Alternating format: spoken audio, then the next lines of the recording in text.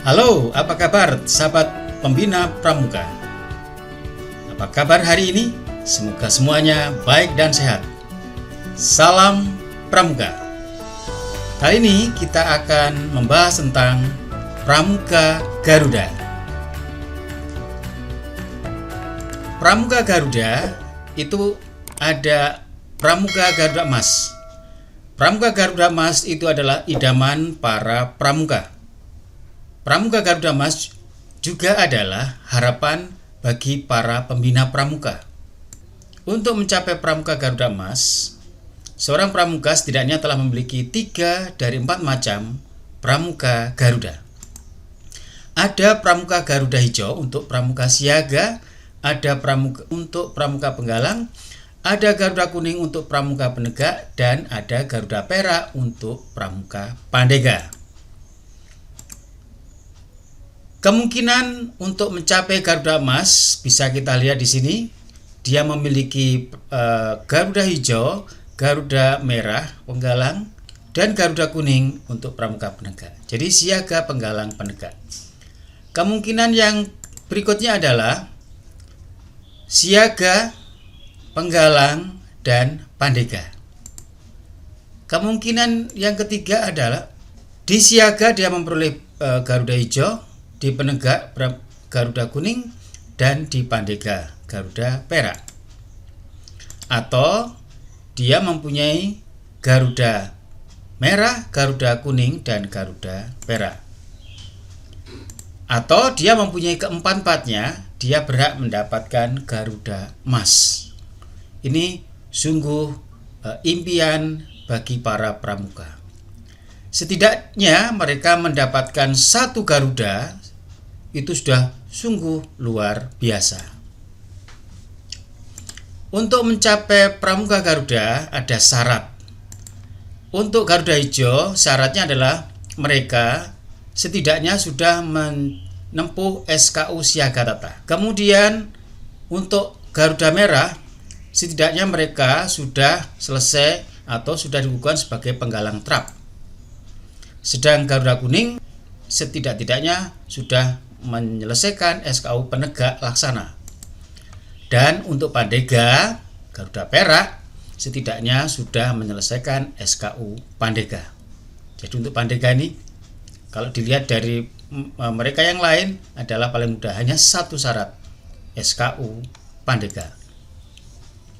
Kemudian ditambah 10 SKK wajib untuk setiap golongan. Jadi hijau, merah, dan kuning serta perak setidak-tidaknya mereka telah memenuhi 10 SKK wajib, syarat kecakapan khusus wajib. Selanjutnya kakak bisa membaca, melihat dengan cermat dari SK Kuarnas nomor 108A tahun 2008 tentang Pramuka Garuda. Nah, sekarang kita lanjutkan ke syarat kecakapan khusus. Jadi untuk mencapai Pramuka Garuda harus memenuhi syarat kecakapan khusus. Nah, sekarang kita bedah syarat kecakapan khusus lebih dalam. Kita lihat dari keputusan Kuarnas nomor 132 tahun 1979. SKK itu bersifat pilihan, karena itu banyak sekali. Namun ada pilihan wajib. Syarat pencapaiannya, para pramuka siaga boleh menempuh syarat kecakapan khusus jika telah selesai syarat khusus siaga bantu. Untuk pramuka penggalang dapat menempuh syarat kecakapan khusus jika telah menjadi penggalang rakit. Dan untuk para penegak telah selesai menempuh penegak bantara. Dan bagaimana dengan pandega jika syarat kecakapan umum pandega telah tercapai?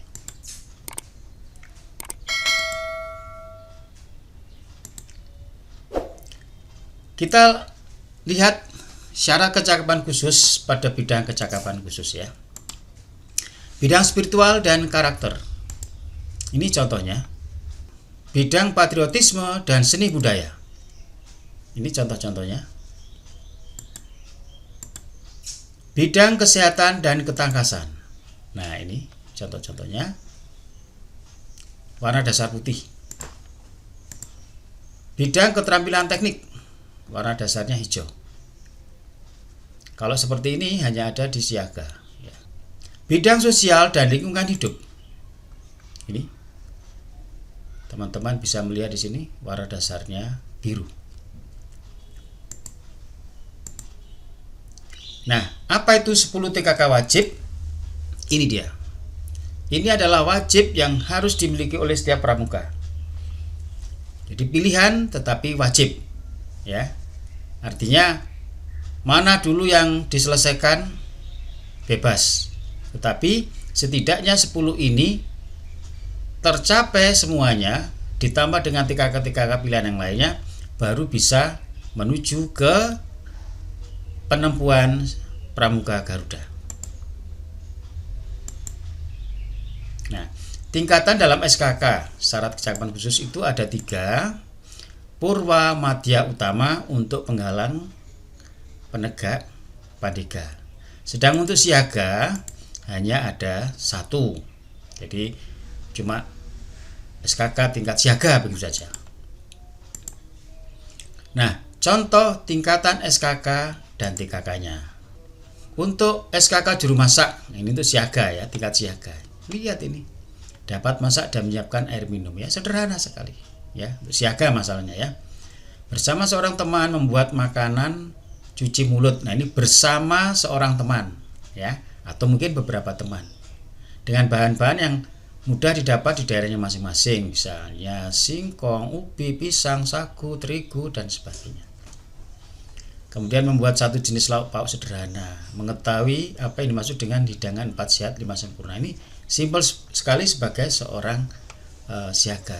Dengan demikian ini 2 orang bisa bersama-sama mencapai syarat kecakapan khusus ini. Nah, simbolnya seperti ini ya. Dan lihat ini segitiganya terbalik ya, ujungnya di bawah. Baik. Sekarang ini untuk berkemah. Jadi untuk mencapai syarat kecakapan ini para pramuka harus diberi kesempatan untuk berkemah, harus diberi kesempatan mempunyai pengalaman. Nah, jadi kita mengadakan perkemahan tidak hanya asal berkemah saja, tetapi juga memberikan kesempatan untuk mereka memenuhi syarat kecakapan khusus ini. Ini tingkat purwa ya. Ini gambarnya lingkaran ya. Untuk yang madya itu kotak dan tingkat utama nanti segi 5. Oke. Nah, sekarang ini tingkat madya. Jadi di sini ada telah memenuhi SKK berkemah tingkat purwa. Ini syarat ya. Artinya tidak bisa seseorang itu langsung madya ya. Jadi harus diberikan dulu tingkat purwa ya. Di sini tidak ada batasan waktu. Jadi dari purwa ke madya itu berapa, tapi yang penting ada memenuhi syarat ya. Kemudian syarat-syarat ini pun masih bisa dipertimbangkan tingkat kesulitan ya. Misalnya untuk SD dengan penggalang yang bersekolah di SD dan penggalang bersekolah di SMP itu mungkin berbeda tingkat kesulitannya. Oke. Kemudian tingkat utama telah memenuhi SKK berkemah tingkat madya. Jadi tingkat sebelumnya harus dicapai dulu ya. Kemudian ini tentunya lebih berat daripada tingkat madya. Nah, karena itu untuk mencapai SKK utama berkemah, nah berarti mereka harus paling tidak diberi pengalaman 3 kali berkemah. Jadi kalau dalam setahun gugus depan Anda tidak pernah berkemah, berarti Anda ya telah berdosa pada peserta didik yang tidak mendapatkan kesempatan. Ini dosa kita, kesalahan kita. Jadi harus diprogramkan. Caranya apapun, baik itu secara virtual dalam bentuk pandemi ini ya, mungkin kita bisa memberikan kesempatan kepada mereka secara virtual juga ya. Yang penting mereka diberi kesempatan. Kemudian ini contoh untuk penegak. Nah, biasanya ini pandega itu garis miring, penegak garis miring pandega. Artinya untuk penegak dan pandega itu mempunyai syarat yang sama. Ini untuk tingkat purwa ya. Pengatur rumah ya, pengatur rumah. Jadi pengatur rumah saja itu ada syarat kecakapan khususnya. Ya. Ini dapat kita lihat, ini dapat mengatur isi dan menghias suatu ruangan secara sederhana, tetapi berseni atau artistik dengan memperhatikan komposisi, bentuk dan warna ruang tamu dan sebagainya. Ya. Dapat membuat sedikitnya 2 macam hiasan sederhana untuk rumahnya ya. Jadi ini untuk penegak dan pandega. Nah, bagaimana kita pembina untuk menilainya? Ya mungkin kita harus sekali waktu home visit ke rumah peserta didik. Nah, ini tantangan bagi pembina. Atau mungkin dengan cara yang lain ya, secara virtual atau laporan pandangan mata dan sebagainya. Ini tandanya ya, purwa madya utama, baik untuk penegak maupun pandega. Mungkin untuk pandega ada tambahan ya, tambahan. Mungkin harus bisa memandu atau membantu peserta didik siaga kah, penggalang untuk mencapai SKK yang sama ya. Sudah memenuhi SKK pengatur rumah tingkat purwa. Jadi ini sama seperti tadi ya. Jadi kalau ingin mendapatkan madya, jadi purwanya harus pernah atau sudah ditempuh ya. Nah, ini sudah mulai meningkat ini, ruangan untuk rapat, pertemuan, konferensi dan sebagainya ya. Jadi untuk tempat ibadah juga. Jadi sudah pengatur rumah, tapi sudah rumah yang lebih luas lagi, rumah untuk ibadat, rumah untuk pertemuan, rapat dan sebagainya. Nah, yang keempat, telah melatih sedikitnya seorang pramuka sehingga mencapai TKK pengatur rumah tingkat purwa. Seorang pramuka itu bisa siaga, bisa penggalang. Untuk pandega bisa membantu pramuka penegak untuk mencapai. Karena itu pramuka pandega ya, harus diberi kesempatan untuk melatih. Jadi sebagai instruktur muda, bukan sebagai pembina ya, tapi melatih ya, melatih untuk kecakapan tertentu. Yang utama, nah ini sama ya dengan tadi, harus sudah memiliki tingkat madya. Ini sudah dapat, sudah mulai lebih tingkat kesulitannya lebih tinggi lagi. Yang terakhir coba lihat. Telah melatih sedikitnya seorang pramuka sehingga mencapai TKK pengatur rumah tingkat madya, baik itu penggalang atau penegak. Untuk siaga mungkin hanya satu saja ya, siaga. Ini contohnya. Nah, sekarang untuk mencapai syarat kecakapan khusus harus memenuhi syarat kecakapan umum tertentu. Nah, sekarang syarat agar bisa mencapai SKK atau memenuhi SKK maka harus memenuhi dulu SKU-nya, syarat kecakapan umumnya. Nah, tingkat SKU siaga. Nah, kita harus memperdalam ya SKU-nya ya. Untuk yang siaga, ada siaga mula, siaga bantu dan siaga tata. Jadi siaga bantu ini sebagai syarat untuk mulai mencapai atau menempuh SKK. Siaga tata syarat untuk mulai menempuh syarat pramuka Garuda.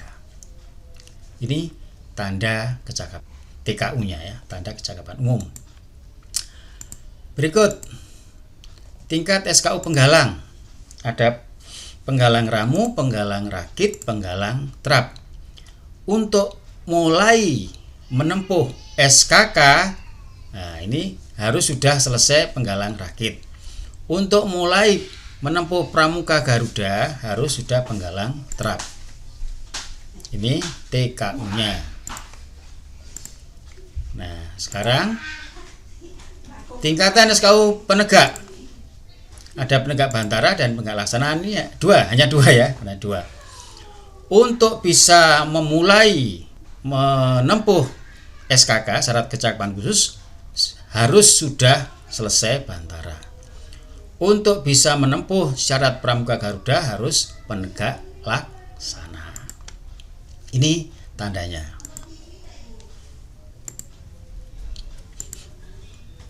Nah, tingkatan SKU Pandega hanya satu Pandega. Jadi, begitu selesai menempuh SKU Pandega, tinggal menempuh syarat kecakapan khusus, ya. 10 yang wajib didahulukan, nanti ditambah lagi dengan yang pilihan lainnya sesuai dengan minat para Pandega, ya. Kemudian baru menempuh syarat Pramuka Garuda. Dengan kata lain, ini Pandega ini mempunyai kesempatan paling cepat, paling mudah, ya. Mengapa demikian? Karena Pandega harus mengasah leadership dan berbakti bagi sesama. Itulah maka di sini kesempatan untuk menempuh SKU, SKK, dan SPG itu dipermudah dan dipercepat. Jadi, pembina Pramuka Pandega berarti Anda mempunyai peluang yang cukup besar untuk menghasilkan sebanyak-banyaknya Pramuka Garuda Perak. Inilah tandanya. Nah, sekarang kita identifikasi pencapaian SKU.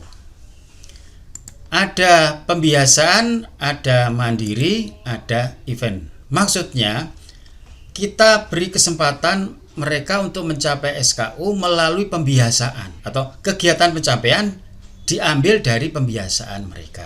Ada pencapaian yang harus bersifat mandiri. Artinya, mereka harus satu demi satu perorangan untuk mencapai syarat tersebut atau diuji satu persatu, diuji secara personal. Atau ada juga yang pencapaian SKU-nya melalui event. Contohnya untuk siaga ya, pada waktu ada basar siaga. Untuk penggalang misalnya dalam penjelajahan, dalam perkemahan dan sebagainya, eventnya lebih banyak. Untuk penegak maupun Pandega, eventnya lebih banyak lagi, ya. Ada pengembaraan, ada pengabdian masyarakat, itu ada kesempatan juga untuk mencapai SKU maupun SKK. Contoh pencapaian SKU Siaga Mula, ini contoh untuk siaga ya.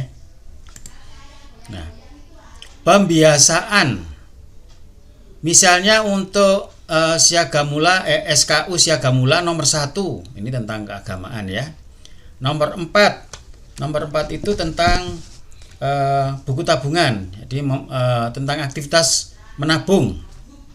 Nomor 11 tentang keaktifan dalam mengikuti latihan dan sebagainya. Ini pembiasaan. Ini para pembina mempunyai data, baik data langsung, anak-anak menyetorkan data dokumennya, atau melalui observasi pengamatan dari pembina. Sedang mandiri artinya anak tersebut diuji satu persatu dengan waktu yang berbeda dengan teman yang lain dan sebagainya ya, sewaktu-waktu. Jadi ini mandiri ya.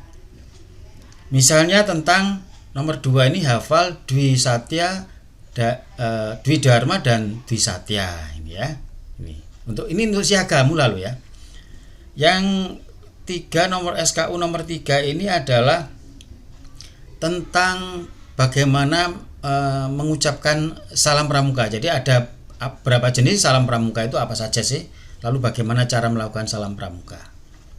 Kemudian tentang ini sila dari Pancasila. Nah, ini kan diuji seorang demi seorang. Ya, jadi secara mandiri. Ya. Kemudian melalui event, contohnya perkemahan 1 hari dalam bentuk basar ya ini. Jadi pramuka siaga diberi pengalaman berkemah ya, mereka hanya tinggal di tenda dalam sehari sambil melakukan kegiatan permainan dan sebagainya. Jadi SKU yang bisa ditempuh dalam satu event itu bisa banyak ya, bisa 3 sampai mungkin 5 sekaligus ya. Ini baik melalui dengan permainan maupun pengamatan dan sebagainya. Misalnya nomor 21 itu adalah tentang pertolongan pertama gawat darurat ini ya. Untuk siaga itu ya mungkin bagaimana kalau misalnya misalnya tangannya luka ya, mungkin karena kena ranting dan sebagainya bagaimana. Jadi misalnya digigit nyamuk ya. Jadi mungkin pertolongan sederhana ya gitu. Nomor 20 itu misalnya cara membaca jam. Membaca jam itu mungkin dalam bentuk permainan ya, ini jam digital maupun jam analog ya. Yang ke-30 ini, nomor 30 SKU itu adalah latihan keseimbangan atau mungkin permainan-permainan yang lain. Jadi ini dalam bentuk event. Jadi setelah selesai melaksanakan event tersebut, para pramuka siaga yang menempuh siaga mula, dia akan secara otomatis akan mendapatkan ini. Jadi kakak, inilah ada 3 cara kita menguji SKU para peserta didik maupun bagaimana mereka bisa menyelesaikan bagaimana dia menempuh SKU siaga mula, bantu tata, penggalang, demikian juga penegak maupun pandega. Kita bisa mengidentifikasi seperti ini. Kakak, dari sinilah kita memulai untuk membimbing peserta didik untuk menuju ke Pramuka Garuda. Target kita semua pembina adalah membawa peserta didik sebanyak-banyaknya untuk mencapai syarat Pramuka Garuda. Dari sinilah kita mulai. Saya kira cukup sekian. Terima kasih. Salam Pramuka.